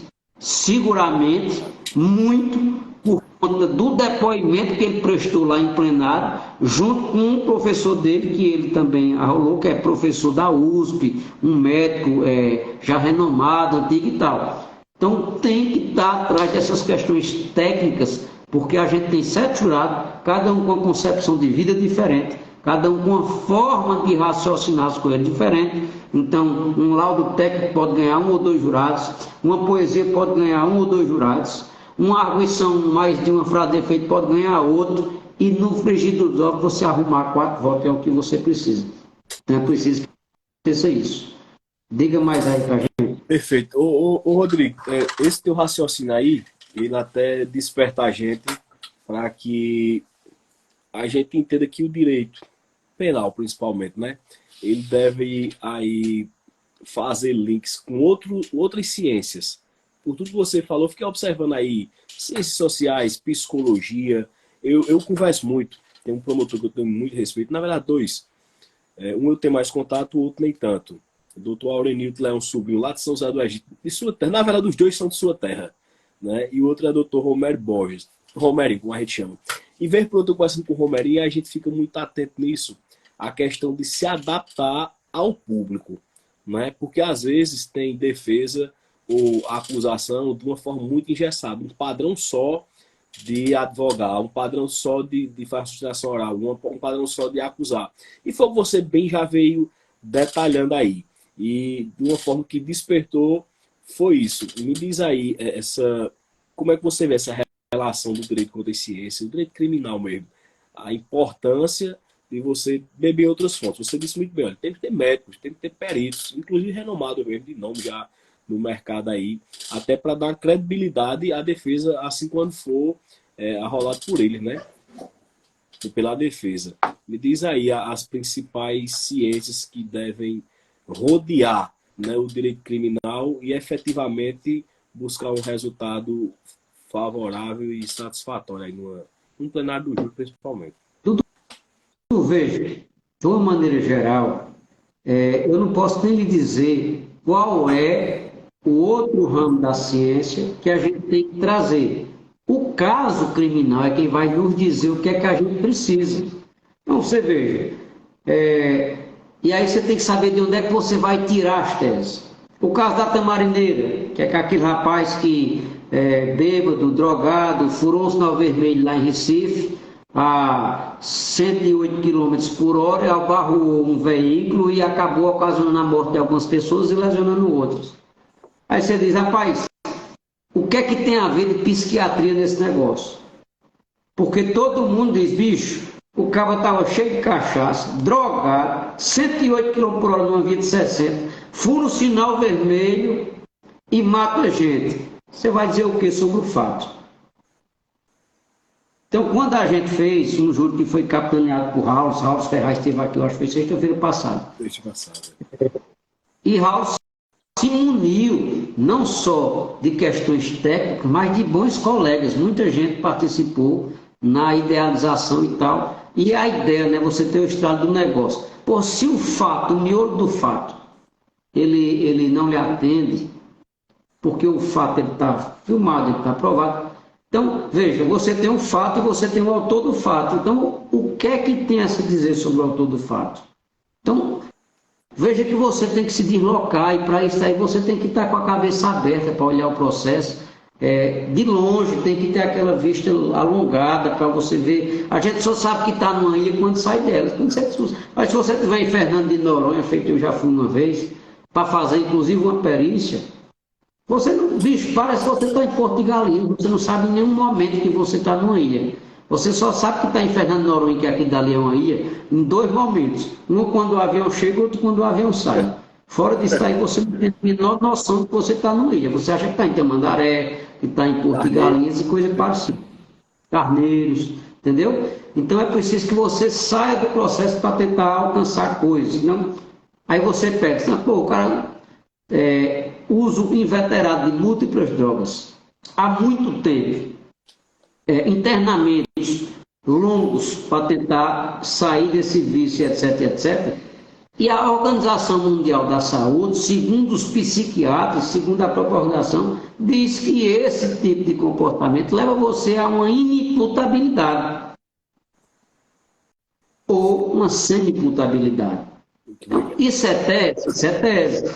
Então, se o réu for reconhecido semi-imputável, isso é uma causa radical de diminuição de pena. Então, veja, são coisas que é possível se fazer dentro da psiquiatria. Você tem acidente automobilístico, feito, a gente tem um caso agora, você também está até acompanhando comigo, a ideia do caso, que um laudo pericial, ele veio a esclarecer qual foi a dinâmica do fato, porque o laudo oficial não examinou imagem, e um laudo contratado examinou imagem e diz que quem é responsável pelo aquele acidente é a pessoa que se diz vítima, um perito criminal. Então você tem um psicólogo, você tem um psiquiatra, você tem um médico legista, que você pode levar para seu caso, por exemplo, agora, o caso Jairinho, que saiu ontem no Linha Direta, né, doutor Jairinho, o caso de Henri, Já até falei com o Fabiano mais cedo sobre isso, justamente. Fabiano Lopes. Aí ali tem uns 200 tipos de perito diferentes. Aí você tem um médico legista para dizer como é o procedimento de ressuscitação. Você tem um médico para dizer, rapaz, quando um paciente chega, qual é o procedimento? Você faz manobras de ressuscitação num corpo que é só um corpo que já entrou lá no hospital sem vida. Você passa 2 horas fazendo algum tipo de procedimento em alguma pessoa que chegou morta. Então, veja que são coisas da medicina, isso aí não está em nenhum livro de direito. Isso aí são coisas da medicina, é preciso de um médico. Mas, rapaz, olha, o cara está dizendo aqui que passou 2 horas fazendo procedimentos para ver se o menino tornar. Dentro da medicina, é isso que acontece, chega um corpo morto lá no hospital, a pessoa passa 2 horas tentando ver se a pessoa vai ressuscitar. Não faz. Se chegar e constatar que a pessoa está em óbito, não faz mais nenhuma manobra. Então, por que se passou 2 horas tentando se fazer? Se a acusação contra aquele rapaz é no sentido de que a criança teria chegado no hospital já em óbito. Então, por que se passou 2 horas fazendo aquilo? Então, perceba que são incoerências medicinais ou médicas que quem vai responder não é o direito, quem vai responder é outra pessoa. É outra pessoa. A gente tem que verificar que a gente pode ter mais de um tipo de perícia. Por exemplo, eu vim aprender, depois de velho, o que é tanatopraxia. E vim aprender isso olhando o processo, onde se dizia que o procedimento de tanatopraxia pode ter sido a causa de algumas das lesões identificadas na vítima. Que é aquele procedimento que se faz na casa funerária, que corta aqui um pedaço aqui para poder pegar aqui uma artéria, bota uma cânulazinha fina para poder expulsar todo o sangue que tem no corpo. Aí depois termina esse procedimento e fica assim, ó, enfiando e tal. Aí depois 4 dedos acima do umbigo, aí fura e enfia uma cânula maior e fica assim, ó, no corpo, sugando tudo para poder tirar fezes, etc. Tal. E fica aquele negócio aqui assim. E aquilo dali é óbvio que vai causar lesão naquele corpo. E aí, essa lesão foi produzida quando depois você pede uma exumação, por exemplo. Essa lesão foi produzida em que momento? Foi decorrente da atitude do crime que aconteceu? Foi num procedimento depois? Foi na tentativa de salvamento, quando a pessoa estava carregando para o hospital, o corpo caiu, bateu a cabeça e o laudo está dizendo que tem um hematoma? Esse hematoma ele foi produzido com um corpo em vida ou com um corpo já em óbito? Essa lesão ela tem distinção tranquila entre o corpo com vida e o corpo sem vida. E o perito vai poder dizer isso. Então você tem que tentar se munir dessas informações periciais. Porque você sozinho, para tentar ganhar o juro no gogó, isso aí não acontece mais, Dudu. E todos os amigos que estão aqui assistindo, isso aí é das antigas. Óbvio, a gente vai ter um cliente que não tem nem dinheiro para contratar a gente. E muitas vezes, você sabe disso, muitas vezes a gente faz de graça por uma questão de uma amizade próxima, de uma questão familiar ou coisa e tal, e você vai lá e faz aquele juro, ou por um valor extremamente simbólico, só para não deixar de atender aquela pessoa que você acredita que está sendo acusada injustamente e tal. Mas se a pessoa não tem dinheiro nem para te contratar, como é que vai ter dinheiro para contratar 2, 3 peritos? Não tem condição. Mas tem, ou você, tendo conseguido cobrar um honorário razoável, pega parte do seu honorário e contrata um perito. Sei lá, por exemplo, tu cobrar 50 mil conto para fazer o juro do carro, e aí tu identifica que ali era preciso de uma perícia em tal local para poder identificar tal coisa. Aí tu chega para o cliente, bicho, olha, a gente tem que contratar aqui um perito forense para examinar tal coisa, emitir um laudo, porque eu posso saber tudo que eu vou falar sobre o procedimento. Mas tudo que eu falo é só argumento, porque advogado mente e é contratado por bandido para mentir. É assim que a sociedade vê. Agora, quando há um técnico que diz a mesma coisa que você dizer, mas dentro da área de conhecimento científico dele, não é argumento, é ciência. Então, isso dá de subsídio para seu argumento posterior. Ele está subsidiado pelo laudo técnico. Aí o cara diz a tu, Dudu, o dinheiro que eu tinha da casa, que eu fiz um empréstimo, eu vendi carro, a gota serena. O dinheiro todo que eu tinha está na sua mão. Não tenho condição de contratar ninguém. Qual é o problema que tu tem de ligar para um perito? Bicho, quanto é que foi uma parecida dessa para mim? 10 mil, 40 de 10 ao cabo. Por quê? Porque você ficando com 40 e dando 10 ao perito lá, você está potencializando as chances de você conseguir resolver. E aí você, potencializando as chances de resolver, você não está só ajudando o réu, não. Você está se ajudando. Porque o advogado vive com bom nome, vive daquele negócio que diz, contrata o Dudu, e Dudu é quem resolve. Então a gente vive, embora a gente não seja vinculado ao resultado, mas a gente vive deles. Porque se você fizer 20 juros e perder 20, amanhã ou depois, você não vai estar sendo chamado por 21 nem por 22, não. Então você tem que tentar se dar a chance de fazer com que você tenha resultado. E se for preciso tirar um pouquinho do seu bolso para que você tenha um resultado, tire. Porque aquele pouquinho que você tirou vai se transformar em novos clientes e esses novos clientes vão repor esse tiquinho que você tirou e potencializou a chance daquele sucesso. Então é preciso que se pense nisso, pô. O problema do advogado, da advogada hoje é uma ganância da porra por ganhar o dinheiro e sem a preocupação de prestar o melhor serviço possível. Eu quero o meu bolso, se der certo, deu, se não der, não deu. E não é assim, porque tu vai fazer 20 juros e não chega no 30. Entendeu? É o meu espaço. As pessoas têm o maior direito do mundo de pensar diferente. Perfeito. Rodrigo, excelente. Nos faz, né, uma observação aqui. Acredito que aqui a maioria, ou se não os 100% de todos os ouvintes aqui, eu não sei como é que chama essa internauta, eu não sei direito dessa nossa tecnologia. Como é que você enxerga hoje, de uma forma, vamos limitar aqui, a nossa advocacia criminal, essa questão de como se encontra. A gente já sofre esse preconceito, como você bem disse, de advogado criminalista, advogado de bandido, advogado que veio para mentir, que é advogado isso e aquilo. Eu acredito que havendo mais uma união, mais uma interação, mas de uma forma muito sincera, sabe? Não daquela forma, vamos se unir. Assim, como é que está o cenário de você que tem assim uma vivência maior e uma atuação, eu digo, geograficamente muito maior que a minha, lógico. Digo isso até porque ele acompanha aí algumas palestras, sei nos seus júris. E em seguida, depois de fazer essa observação, o que é que você acha que nossa classe criminal, um conselho que você daria na sua observação, né, pela sua maturidade, sua experiência? Um conselho do que deve manter-se e o que é que deve melhorar na advocacia criminal.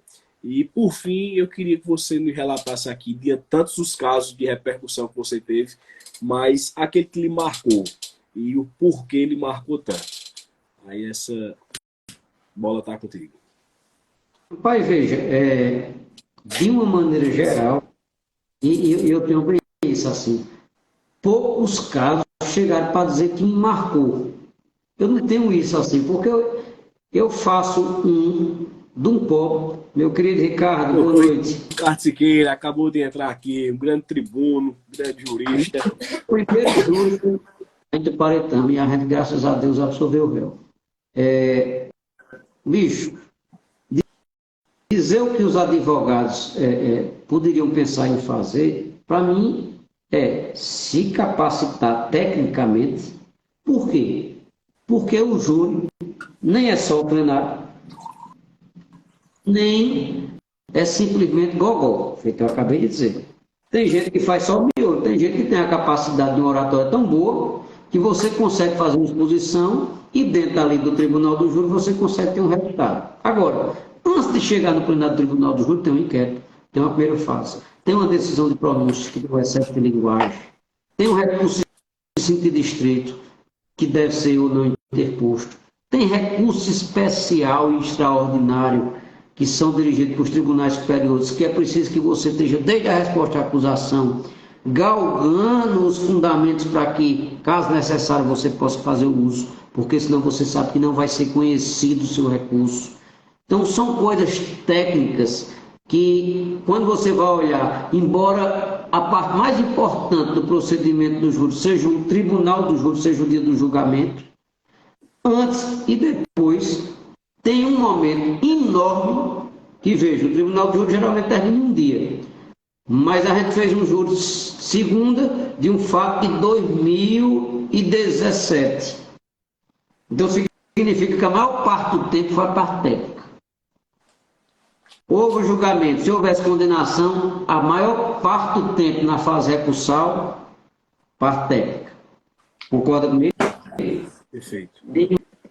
Um agora que eu estou para fazer, estou só esperando marcar, que foi marcado para agora, dia 16, mas eu estava viajando, não pude fazer aqui, que é uma questão de 2000, a gente está em 2023. Então tem 23 anos discutindo uma questão técnica. Aí depois chega no júri ao miolo do plenário. Então o plenário não é tudo, existe uma coisa antes, existe uma coisa depois, é preciso da capacitação.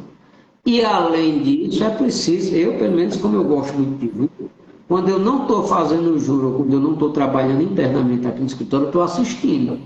Eu fui assistir o seu, com Pacheco, um menino lá de Arco Verde, Reis, tal, entendeu? Então você vai aprendendo os trejeitos, eu pego trejeito, quando você fazer uma poesia, não, eu pego uma ideia de um poema teu, transformo numa prosa e boto lá para mim. Cada um usa as armas que tem.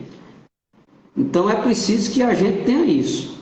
Agora, veja, e aí, como a gente já está no adiantado da hora, o que é que eu fiz segunda e que eu já passei até nos grupos, porque é uma coisa que eu discuti com a juíza, discuti no bom sentido, porque a juíza da primeira vara de Jaboatão, bicho, é aquele tipo de juiz que era para replicar um em cada comarca desse nosso país, que é a doutora Miriam. Uma juíza excelente, garantista. E isso não significa que absolve ou condena, significa que tenta, na melhor forma possível, cumprir a lei e a Constituição Federal. Como a gente tinha 3 réus, cada um com 50 minutos, né, que aumenta para 2 horas e meia, e aí você divide pela quantidade de réus. No caso do ato quis, 4 réus, aí eles ficaram com 33 minutos. Um processo com não sei quantas mil páginas. Bicho, como danado, o cabo é feito de engenho severo. O cabo não faz um miojo em 33 minutos, que dirá a pessoa fazendo exposição de uma prova completa. E aí, o que foi que eu fiz para buscar aumentar o tempo e, ao mesmo tempo, caso tivesse havido uma condenação, a gente ter fogo para entrar com recurso, não somente discutindo a questão da prova ser da decisão do jurado ser contrária à prova dos autos e anular o julgamento, ou eventualmente um erro de dosimetria de pena para ver se conseguia reduzir a pena eventualmente imposta. Mas a gente precisa construir nulidades dentro do processo. Boris Trindade, uma vez numa palestra, disse: o bom advogado não espera a nulidade acontecer para depois deflagrá-la. Ele produz a nulidade. Ele força com que o Estado erre para ter lá a nulidade e depois ele arruma a nulidade. Então veja que sagacidade, aquele homem que foi uma vitrine da advocacia criminal do país, nossa, aqui de Pernambuco, boa cidade. Então ele dizia isso, você tem que construir as nulidades. Óbvio que aqui numa live dessa tem que ser um negócio passado secreto, um negócio mais secreto, ou para um curso nosso, que eu e Flávio, junto com você, eu acho que Flávio já conversou com você, a gente está tentando idealizar a formulação de um curso para advogados aqui no Pajeú, e aí no ambiente fechado a gente poder discutir mais algumas coisas que sejam inerentes à advocacia especificamente. Aqui tem um pouco mais aberto, digamos assim. Mas veja, eu pedi o aumento do tempo. Eu não só pedi o aumento do tempo pelo aumento do tempo. Eu pedi porque tudo que é ruim ou bom dentro de um processo mediado se torna como se fosse um precedente simulado para replicação pelos outros juízes país afora. Foi que a juíza disse: doutor, promotor, a senhora concorda com o aumento? Eu disse: não concordo não, talvez o doutor Pinhacó não precise nem do tempo dele. Eu já estava dizendo que ia pedir a absolvição do meu, né? Talvez Pinhacó nem precise do tempo todo, mas não concordo. Foi que a juíza disse: doutor, eu vou usar aqui o entendimento que foi utilizado pelo STJ no caso da Boate Kids, que foi que se as partes não se entendem com relação ao tempo, se aplica o tempo que está previsto lá no artigo 477 do Código de Processo Penal. Então, como é que eu saio do STJ, já que o STJ já tem essa compreensão e que provavelmente vai reverberar ela e vai demorar a mudar isso? Vai dizer que ele já interpretou o artigo 477. Foi o que eu disse, doutora, eu quero fazer o meu requerimento, quero que conste o requerimento todo em ata. Ela disse, pois não, doutor, resumindo o requerimento, mas aí eu não vou dar o requerimento, eu vou dar a ideia que eu trouxe. O que é que acontece? E veja se não faz sentido aquela ideia que a gente conversava antes, que a gente tem que procurar as coisas que tem um lógico, que faça sentido. A Constituição Federal, lá no artigo 5º, diz que todos são iguais perante a lei e que só pode tratar desigualmente pessoas que estejam em situações desiguais. Foi assim que a gente aprendeu o princípio da isonomia e da igualdade. Então, veja. Aí vem o legislador, e lá no artigo 477, cap, diz que o meu tempo de expor para os jurados a prova que foi produzida no processo, quando só tem um réu, e, portanto, em regra, ele pode arrolar 8 testemunhas, o promotor pode arrolar 8 testemunhas. E o tempo para a gente apresentar para os jurados essa prova que foi produzida quando só tem um réu, é de 1h30. Curiosamente, o legislador, lá do parágrafo 2º do 477, disse: quando tiver 2 réus ou mais, esse tempo de 1h30 é aumentado para 2h30 e dividido pela quantidade de acusados que tiver no processo. Então, se tiver 2 acusados, fica 1h15. Se tiver 3, fica 50 minutos. Se tiver 4, fica 33 minutos e assim sucessivamente. Então, veja que incoerência legislativa. Quando tem mais prova, porque cada um dos réus vai poder arrolar 8 testemunhas. Então, se eu tiver 3 réus, eu estou falando de 24 testemunhas de defesa. Condanado é que se diminui o tempo para a exposição da prova, quando a prova ela é maior do que quando só tem um réu. Então, a incoerência é gritante. E aí você diz, qual é o fundamento constitucionalmente válido para fazer essa violação do princípio da isonomia entre um réu respondendo ao processo sozinho e outro réu respondendo ao processo com pluralidade de réus? Qual é a situação que diferencia esse réu num processo com 2 e esse réu com processo com 1? Não existe nada que justifique que no processo que tem 2 ou 3, subtraia de cada um desses réus um direito mínimo temporal de apresentação e exposição da prova que foi produzida, quando, na verdade, o que acontece é que deveria aumentar o tempo e não diminuir. Qual é o nosso problema?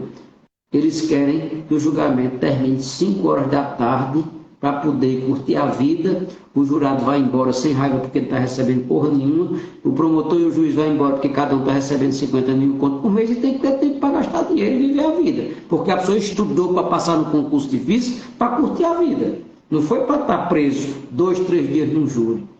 Então o que é que eu digo ao pessoal? Eu pedi a ela e deixei isso expressamente consignado de ato. Clero que Vossa Excelência declare no controle difuso de constitucionalidade, incidentalmente a inconstitucionalidade do parágrafo 2º do 477 e aplique a regra do CAPT isonomicamente para cada um dos réus. Se um réu tem direito a 1h30, o meu tem que ter 1h30, o de Flávio tem que ter 1h30 e o outro rapaz também tem que ter 1h30. E, por simetria, lealdade e paridade de armas, que remeta o mesmo tempo para que a acusação faça o seu dever de casa. Por quê? Porque se os rapazes tivessem sido condenados, eu ia ter uma preliminar de nulidade do processo por cesseamento de defesa, que não ia necessariamente desaguar no STJ pela aplicar a boate 15. Eu estava pedindo a inconstitucionalidade incidental por meio do controle difuso, para que depois eu conseguisse chegar no Supremo Tribunal Federal também no extraordinário e deixar que o Supremo Tribunal Federal erre ou acerte por último, mas sem ter que parar no STJ, porque o STJ já disse que na boate 15, se não houver acordo, tem que ser aqui. Perfeito, Rodrigo, perfeito. Rodrigo, a gente caminhando aqui já para a finalização da live, tem gente que perguntou, eu acho que foi Luciano, tudo hoje vai para meia-noite e meia, 1 hora, tá bom demais. Eita, Rodrigo, bom. Rodrigo, quero aqui desde já agradecer. Agradecer, deixa eu dizer, foi Luciano que disse isso, ou quem disse isso aí, dizer, olha, Luciano, eu adoro isso. Eu adoro dar aula, eu adoro dar curso, eu adoro conversar sobre direito. Se a gente sentar, quem me conhece sabe que a gente senta numa mesa de bar, o povo diz, bicho, fala de outra coisa, vamos falar de futebol, de cachaça, de... Eu gosto de falar de direito, eu gosto do que eu faço, eu adoro isso. A gente só não vai estender demais porque Dudu botou esse negócio para sexta-feira, pô. Posso dizer A culpa é de Dudu.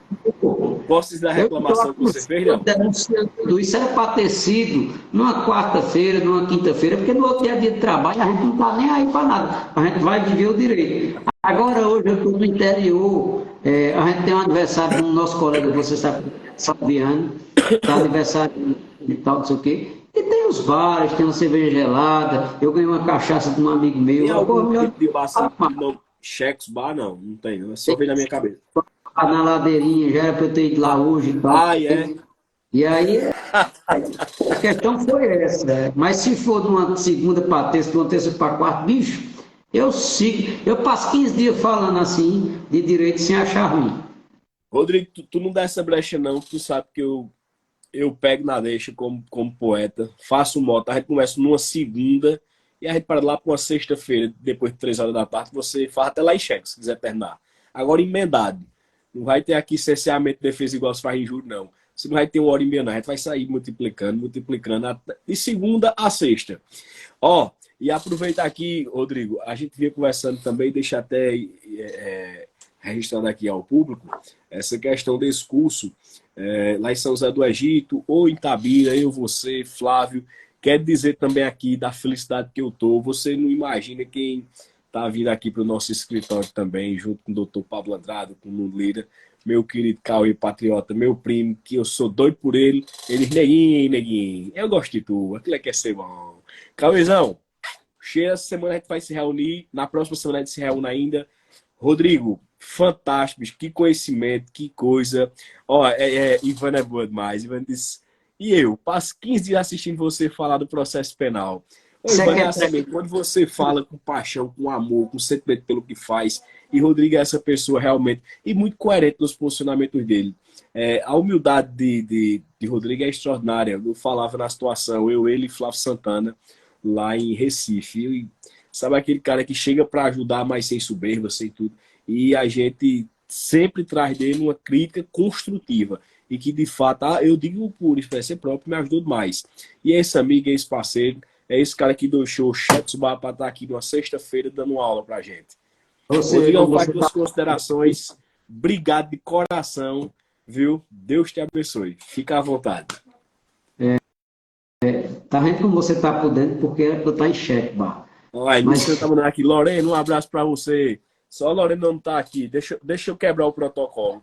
Lorena é assistente. Ela tá aqui. Beijo, amor. Já tá aqui. É porque ela fica me assistindo também, mas é assistindo trazendo meu chá e minha água. E assistindo você. Bicho, eu renovo os agradecimentos pelo convite. Como eu disse, eu adoro isso. Eu adoro compartilhar, porque quem usar alguma coisa ou quem melhorar alguma ideia que eu tive e conseguir evitar que o inocente seja condenado, poder fazer um processo criminal mais bem aparelhado, poder combater o bom combate em paridade de armas com um promotor muito bem preparado, muito bem educado, muito bem letrado na ciência jurídica. Isso é que é importante, é que quanto mais advogado a gente tiver, que seja capacitado, qualificado, mais respeito a nossa classe vai ter. Então, eu gosto disso, porque se eu sou advogado, eu gosto de bater no peito e dizer que é uma classe de pessoas extremamente capacitadas e qualificadas. E não o contrário do que se diz por aí. Porque a compreensão equivocada que a sociedade tem, e também os que detêm poder, que estão aí na magistratura e outras coisas, é que a advocacia é uma profissão residual. Se você fez direito e não deu para nada, não passou em concurso nenhum, aí você viu porque é passar na prova da OAB. Eu nunca fiz nenhum concurso, eu nunca quis ser outra coisa, eu sempre quis ser advogado. A diferença é que eu queria ser advogado, viver só de plenário e rico. Só consegui ser advogado, nem consegui viver só rico. E fiquei rico. Mas ainda não morri, estou torcendo que. Né? Porque, olha, eu tô com 15 anos nesse negócio. Realmente eu consegui juntar um bom dinheiro, não vou mentir aqui para vocês. Um dinheiro razoável, estou com 39 anos e o dinheiro que eu juntei dá para eu ir até o final da vida, graças a Deus. O grande problema é que eu tenho que morrer até amanhã, né? A merda todinha é essa. Né? Rapaz, o Rodrigo vai me engasgar aqui, não tem condição, não sei o que é sempre, é espirituoso demais. Então, a ideia eu vou estar sempre com você. Essas 25 pessoas que ainda nos assistem aqui, se for daqui da região, a gente está pensando seriamente nesse curso. Vai ser com o Flávio Santana, vai ser comigo e vai ser com o Dudu. Flávio, com o Kawasaki, esse método não ortodoxo de apresentação de prova e de construção do plenário, junto com o meu método, junto com o método de Dudu, cada um tentando atingir um jurado e a gente precisa de 4. Então, quem tiver interesse, a gente está pensando, já está amadurecendo essa ideia, muito provavelmente ali por Tabira, porque vai aproximar Afogados da Engazeira, vai aproximar São José do Egito, enfim, é um local mais centralizado para aquilo que a gente pensa. Vai ter até Padre Bio. Padre Bio é padre, estudou comigo lá na faculdade. Padre Bio, além de padre e jurista, virou um grande amigo. E até um padre para abençoar a live da gente já tem aqui hoje. Um cheiro de Padre Bio, meu querido amigo. Então, bicho, então é isso, assim, eu te agradeço muito, eu gosto de compartilhar, porque eu não tenho reserva nenhuma, você já sabe disso, quando você liga para mim, ou quando um monte de gente tem direct e tal, pergunta, eu digo verdadeiramente o que eu penso, porque se a pessoa fizer e evitar que uma pessoa seja injustamente condenada, é aquela história. Uma injustiça em algum lugar é a ameaça de injustiça em todos os lugares. Então eu quero fazer a ideia de que se um dia for o acusado, o suspeito de alguma coisa, eu quero ter um promotor correto que me acuse, eu quero que chegue provas cabais que me condenem, e se isso não acontecer, que a Constituição seja respeitada, que tenha um bom advogado ao meu lado, que tenha uma pessoa capacitada que possa comprovar minhas arguições, que possa fazer uma defesa, e isso é o papel meu, e a maioria das pessoas que está aqui assistindo, de bem fazer uma defesa e de a pessoa, saindo dali do tribunal do júri, condenado ou não, possa dizer, eu fui condenada, mas eu fui bem defendida. Está bem. Rodrigo, só te agradecer em nome desse público extenso que teve aqui. Deus te abençoe e te guie, meu irmão. Flávio Santana, Luciana Vieira, que está lá no Ceará, está nos assistindo, Cleito, Luiz Eduardo, Henrique Advogado, Ave Maria, meio mundo de gente boa. Cheiro, até de hoje a 8, se Deus assim permitir. Doutora Ivana, Deus te abençoe, mulher. Fica com Deus.